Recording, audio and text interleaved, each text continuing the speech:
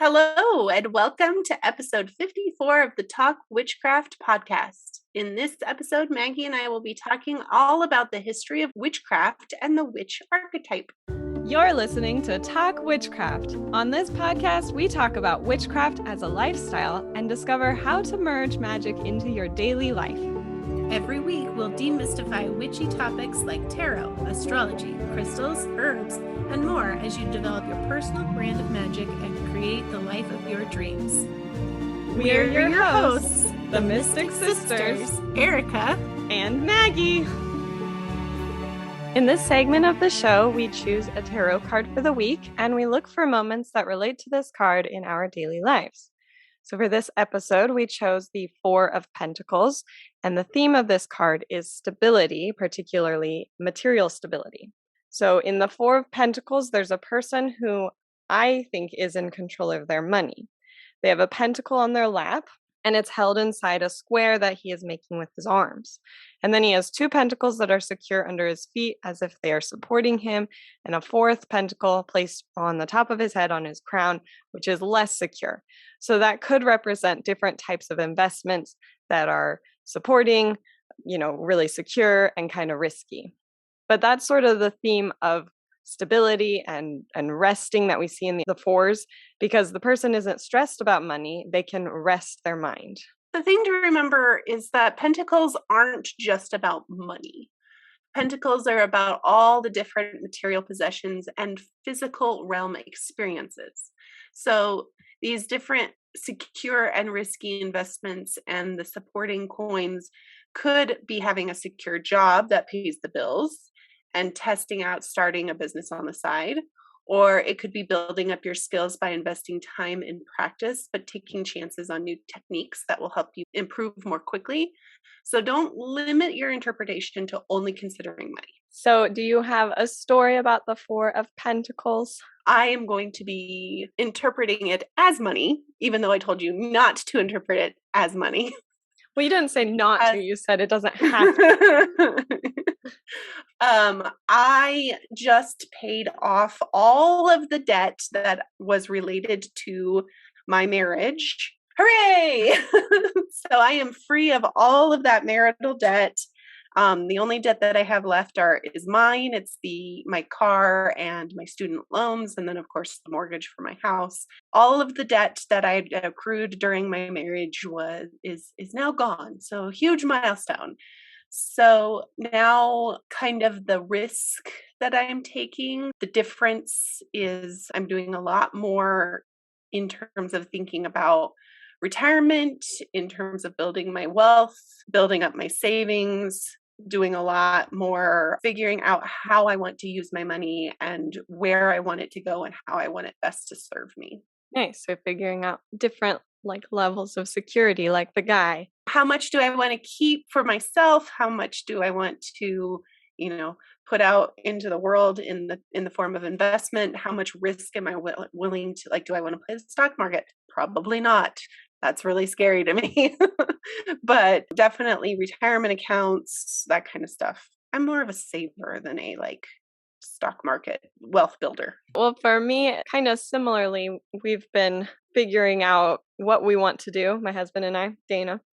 I've been reflecting on this mumbles and things thing that I've been doing for 5 years now. And one thing that I've always kept in my mind is how it's definitely a privilege that I have been able to kind of risk things by doing something that I wasn't sure if it would pay off, because we're able to live on one income basically. So that's kind of what I've been thinking about with the way that in terms of jobs, I guess, the security of jobs, that I could feel secure in trying something new because I had the stability of my husband's position.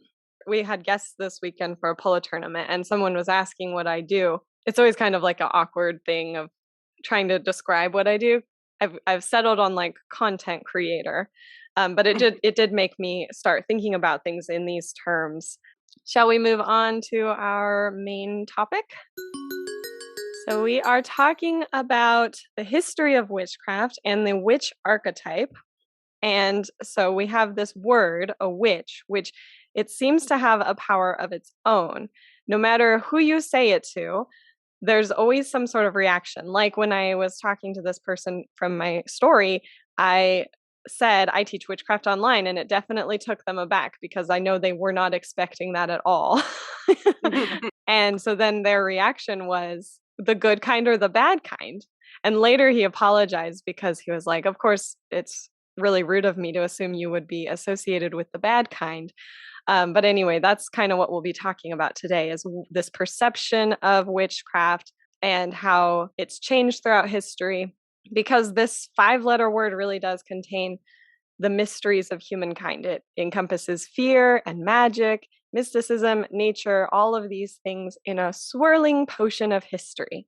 So we're going to talk about the history of witchcraft and how that archetype has changed. If you're really interested in learning more about this than what we can present in this podcast episode, we highly suggest a book. It's called A History of Magic, Witchcraft, and the Occult, which was produced by DK Publishing and written by several historians. It is 300 pages of exactly what the title promises, beginning in prehistory and documenting witchcraft up through the internet age. And that's good because humans have been using magic since we first became aware of the environment we live in. So it's good that it spans this entire history of humans. There are clues about prehistoric rituals, such as the Karnak stones in Brittany. Those stones are aligned with the rising and setting sun at various points throughout the year. There's evidence that there's some sort of ritualistic aspect to these stones. And there's various artifacts found around the world, Asia, Africa, North and South America, before 400 of the current era. There's spell books, protection wards, amulets, talismans, and all sorts of things that are evidence of magic users. And you can see this in like the American Southwest. There are ley lines all over the place. There are different types of hieroglyphics and petroglyphs indicating rituals, indicating different kinds of fey creatures. And so that prehistoric time has a lot of evidence literally written in the stones. Good one. As we move on to the medieval period, which lasted between 400 and 1500 current era, Christianity was spreading west and north, and Islam was spreading east and south from Southwest Asia. We begin to see witchcraft as a sin against these dominating religions. Both religions believed ancient magical traditions were a challenge to their authority, and those magical practitioners, high priests and priestess, monks and healers and wise ones who were once revered became ostracized and driven to practice in secrecy. And that led to the persecution of witches or anyone who is outside of the patriarchal status quo, which reached its peak in the Renaissance era between 1500 and 1700 CE. And at this time, a dichotomy was emerging in Europe. Things were classified as good or evil, and there was no room for the spectrum that truly exists within all things. So anything that was opposing these European powers was considered evil. Anything that was supporting it was good. And as these European colonizers spread this simplistic lens of viewing the world, they were expanding their territory to North and South America. And that lens of anyone who resisted their colonization was cast as evil. Anyone who joined this expanding power was cast as good. And this was also the time when new branches of magic based in science of the time were developing, such as Hermeticism, natural magic, and alchemy. Between 1700 and 1900 CE, in a period known as the Enlightenment, prosecution against witches lessened as new enemies of the powerful religion prevailed, science and industry.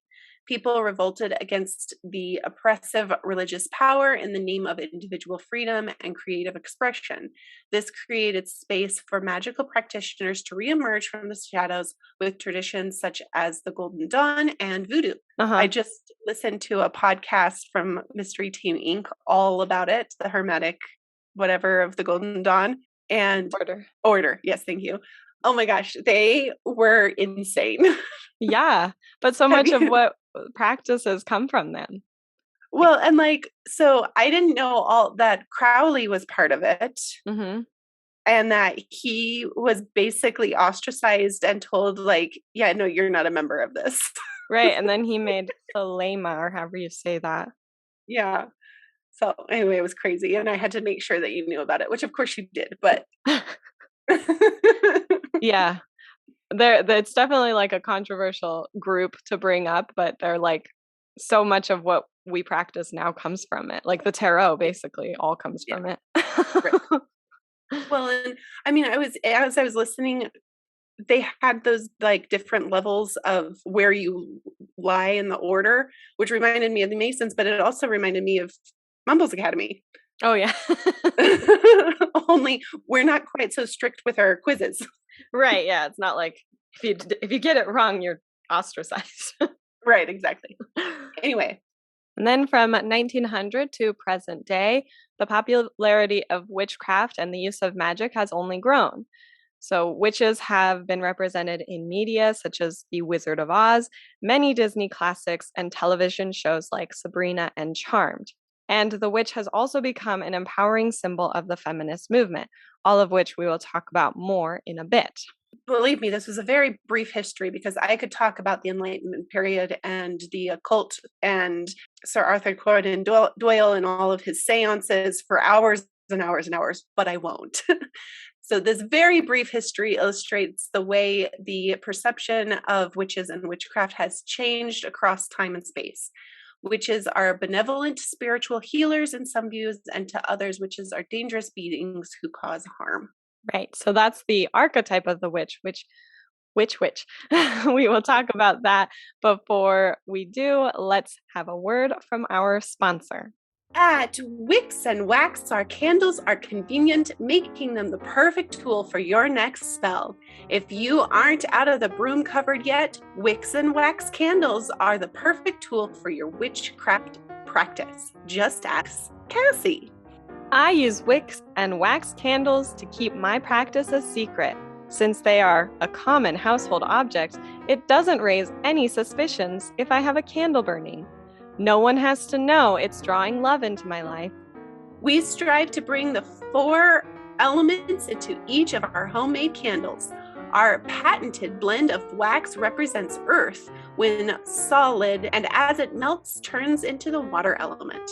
The smokeless smoke brings in the air element, and of course, the flame is the fire element. So if you are in need of a candle for your rituals, just call up Wicks and Wax today and we'll get you set. And now back to your regularly scheduled programming. So, as I mentioned before the ad, we are going to talk a little bit about how the archetype of a witch changes throughout history. Can you tell us what an archetype is? An archetype is a universally recognized and easily identified symbol, myth, or pattern of behavior. An archetype can be defined by symbols, images, and concepts. So, for example, the mother figure is the best representation of nurturance and caretaking. But unlike the mother archetype, who remains consistent throughout history, we have seen how the way the witch is defined changes throughout history. And as such, the archetype of the witch reflects each of these different perceptions and embodies them. The witch archetype is the healer, high priest or priestess, wise person, and shaman of prehistory up to the rise of patriarchal religions. The witch is also the sinner, the marginalized, and the secretive person of the medieval and Renaissance periods. And the witch is the empowered person, the rebel, and the untamed person of the Enlightenment and modern day. And we can also see the witch archetype as it's been explored extensively by writers and filmmakers over the years. It continues to fascinate us to this day. We have the immortalized archetype of the witch in literature, such as in Shakespeare's Macbeth, Morgan Le Fay of the King Arthur lore, Hecate and Circe in Greek mythology, J.K. Rowling's Harry Potter series, or Roald Dahl's The Witches. The witch has also been prominently featured in films such as The Wizard of Oz, Hocus Pocus, and Practical Magic. But no matter how the witch is depicted in popular culture, this archetype will always reflect the beliefs, fears, and anxieties of the time period.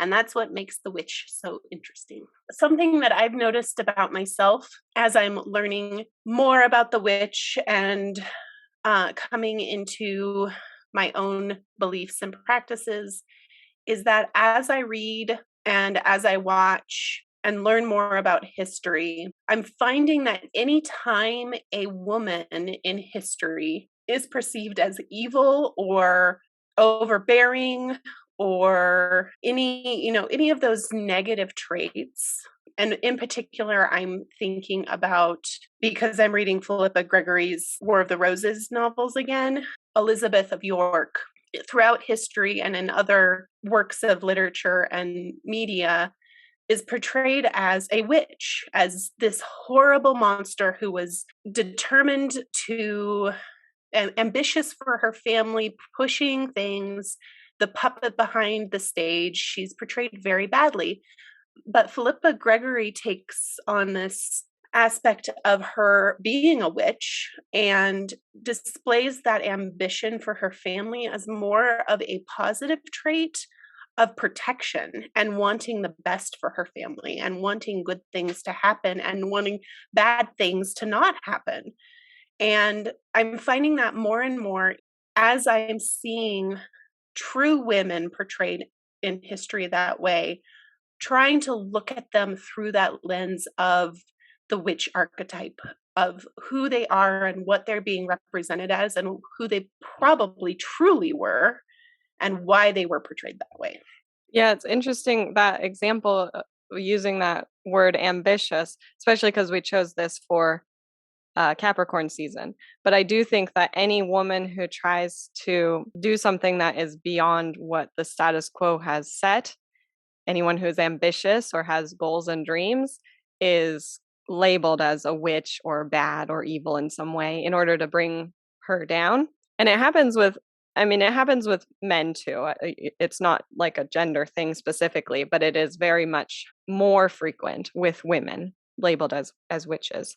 And then there's the whole thing where people will use the term a witch hunt in the wrong way, where it's like completely like Trump's been using that all of these, anything that goes tries to hold him accountable, it's a witch hunt, and that's just ironic. I don't know what the thought is. I'm having like the second thought forming in the back of my head that's like distracting me from the one that I'm trying to say. I was thinking about it with like Trump using the witch hunt, and in the way that someone like that is using the word witch, like identifying with the word witch, they're identifying with being the persecuted one and being the victim. And I'm trying to figure out how that fits in with the witch archetype. Is that part of it? Like, because of the history of it? I think to a degree, yes, it is, as much as we hate to admit it. I think though what you said before earlier of he's using that term incorrectly because he's not being persecuted. He may feel like he is, but he's not. Right. Like he's being prosecuted. Exactly. His privilege is being challenged and that makes people uncomfortable, which makes you feel like you're being persecuted, but that's not what's happening. So I think that in his mind, he feels that way. Like you said, I think that looking at, is it a true persecution or is it a privilege that's being challenged? And that's where the difference comes in. Right. Because I don't think that's part of the witch archetype is somebody who's in a place of privilege. Right. I think people who are witches have privilege. Like there's like I am a privileged witch. I have privilege of my own, but I don't think it's part of the archetype. And so being someone who is being challenged, that's not part of it, I don't think. The archetype is the outcast, the person who lives on the outskirts of society, who is different, the rebel, the alternate lifestyle. Those kinds of things are what the witch archetype is all about. And so we have to look at where the person is in terms of the status quo, in terms of societal norms. in order to determine where they are on that scale. Yeah, and a powerful, like the most powerful person in America, potentially the world, the president, is not on the outside of society. And a person who has had some amount of success in the financially is not an outside person. So yeah, that's an example. There's a lot of people who use that term though incorrectly as a way to like rally support. Anyway, kind of an aside. But I Right. always think of Medusa. She's like my key witch person because the only reason that she became a monster, and I use air quotes when I say that word, is because she was sexually assaulted. And so she was standing up for her own power and trying to like defend herself. And so somebody who is reclaiming their power or trying to stand up for themselves becomes labeled as a monster. And that's sort of the embodiment of the witch archetype too. Yeah, and there's evidence of that all through literature. I mean, any of the Greek and Roman monster stories come from somebody doing something that pissed off the gods. And usually it's just them trying to be themselves. Like Arachne was a wonderful human weaver. She spun this, and created this blanket that was majestic and beautiful. And it pissed off one of the gods and she turned her into a spider. And anytime you see somebody trying to be themselves and trying to further their agenda and trying to be more in this world than just mediocre, look out for the people behind them who are trying to pull them down and say things that are not good. I think we talked about that in a tarot card a couple episodes ago. Yeah, I think it was the Seven of Wands. Yeah, the Six of Wands was about being successful, and then the Seven of Wands was about who's pulling that person back down. Yeah. And one thing that's been really interesting to me lately is this idea of fear that comes with the witch archetype, because as humans, part of our like evolution is that fear helps us to survive. And so fear is a really healthy thing to feel. But I think modern humans, well, I mean, maybe it's true for ancient humans too, but the reason I was thinking about it this week is because I was kind of in a Twitter argument with someone about the how the fires in Colorado are related to climate change. And they were like, this is fear mongering to even talk about climate change. And in my head, I was just like, I got tired of talking to them because they were dumb. But in my head, I was thinking about how maybe we need to be a little bit afraid. Like fear is going to drive us to actually change things. And that's part of the being the witch is like, it's okay to be fearful. It's okay to, have anxieties because there's something to it that's teaching us something. Right. And there's a line in a book that I was reading recently that has nothing to do with this, but it popped in my brain. The girl was wanting her future told, and the fortune teller was questioning, what if it's a bad draw? What are you going to do if the cards tell you something bad? And the original person says, then I will be prepared. Then I will know what is going to come and I can prepare myself for it. Yeah, with the tarot, I think that's really interesting for that example, because that is something that people come across when they read tarot is trying to like sugarcoat the message and not give it to somebody straight. But I feel like it's more impactful to just like give them the true message that you're getting because of this reason, because you'll get more information. You have more information that you can do things with, that you can actually take action. Knowing what the future holds doesn't always have to be a death sentence, doesn't always have to be doom and gloom. It can be a way to prepare yourself and get ready for what's to come. Because if you don't know what's to come, then you walk into it blindly and you have no idea what will come. Right. So yeah, the fear gives you the chance to prepare versus not knowing makes you unprepared and not do anything about it. And the world continues to be terrible. Right.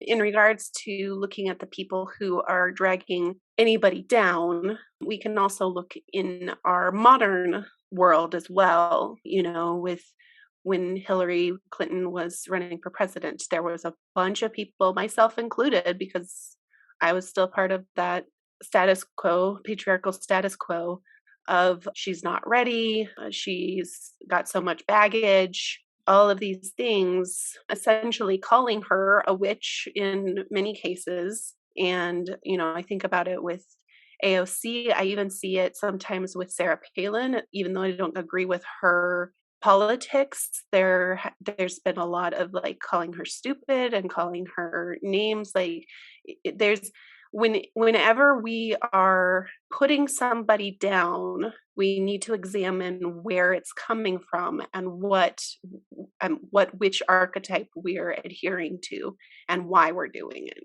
Yeah, because like all these different archetypes that we've talked about, it seems like the most common one that's used is like the sinner or the outcast is what people are trying to use. So it's like AOC, I disagree with what you're saying, so you must be a sinner, you must be evil in some way.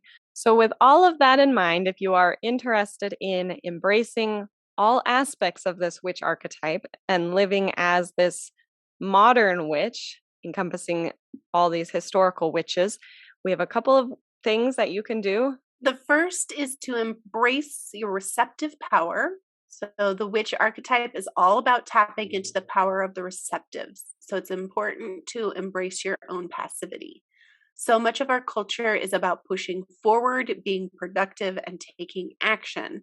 And we can restore some of the natural balance by intentionally making space for reflection, destruction, and rest. And then the second way to live as a modern witch and embrace this archetype is to connect with nature, which is one of the core principles of witchcraft, living in harmony with nature, with the natural world. So spending time in nature, connecting with it, listening to the wind, feeling the sun on your skin, observing the moon, breathing the air, and when you do this, when you take this time to connect with nature, you start to see those cycles of growth and decline and creation and destruction and movement and rest. You see these more clearly in the cycles that you observe. And it also gives you this opportunity to open yourself up to receive the wisdom and guidance of nature. So this episode is brought to you by Comfrey. Erica is going to tell us about the medicinal properties, and then I will share the magical properties. So the Latin name for comfrey is Symphytum officinale. It is part of the Boraginaceae family, which is the forget-me-nots and heliotrope, hound's tongue, all of those like pretty, like they kind of bend their head. For comfrey, we use the root and the rhizome, which you can harvest in the spring or autumn. And then the aerial parts, such as the plants and the flowers, are harvested best when they are full in flower in the early summer. Comfrey is a vulnerary, a demulcent, an astringent, an expectorant, and a wound healer. And that is the one that it's most well known for because it has impressive wound healing properties. It stimulates cell growth. It's basically a natural stitch. It helps to pull the fibers and skin of wounds together from the inside out. And so traditionally it's used as a poultice or some sort of topical use for it. Caution, they don't recommend tinctures for use in Australia, the US, Canada, UK, and Germany. Don't do a tincture. Just do the poultice. It's great and will help heal your wounds in no time. So comfrey corresponds with passive energy, Saturn, the earth and water elements, and Capricorn and Aquarius zodiac signs. It is most used for protection, and particularly when it comes to traveling protection, so for safe traveling and with theft as well, so traveling and theft, and then if you combine those, preventing theft while traveling. So placing some comfrey in your luggage is a really good practice to help protect it from theft while traveling. It is used for healing, and Erica has mentioned all of those healing medicinal properties. And then it can be used for abundance and for attracting money. So the root of the plant is particularly useful for this area of magic. The particular area of abundance and money is when it comes to real estate and owning property. So if you're looking to purchase property, carrying the root of comfrey with you to help you make sure that that happens. And then, sort of along the same lines, it's associated with stability and endurance. So if you're looking to have success in the long term, such as saving up enough money in order to buy real estate, then this will give you the stability and the endurance to keep that goal, keep the momentum towards that goal for a long period. It helps with setting boundaries. So any sort of spells for setting boundaries, bringing good luck to you, and then use for divination as well. Next week, we will be looking at our life through the lens of the King of Swords. So the King of Swords is an articulate person. They are direct. They believe in justice. They're an assertive person, very analytical. They're kind of motivated by getting to grips with the situation. They have very high standards. They judge things fairly. They're patriarchal character. So we'll be looking for people in our lives that remind us of the King of Swords, or times where we feel like we are embodying the King of Swords. And if you have a story about the King of Swords, please send us a voicemail at welisten@talkwitchcraft.com. You can find out more about this episode by going to mumblesandthings.com/blog/054. Join us next week when we talk about how to make the most of Aquarius season. Make sure that you are subscribed to this podcast so that you are notified each time we put out a new episode. And if you want to help other witches find this show, leave us a 5-star review wherever you listen to podcasts. It really helps us grow. You can also find us on Instagram at Mumbles and Things. And if you have any other tips to add, tell us about it in the Talk Witchcraft Forum in Mumbles Academy community. And don't forget to share this episode with your witchy friends and followers. Thanks for listening. Bye-bye. Bye. Perceptions.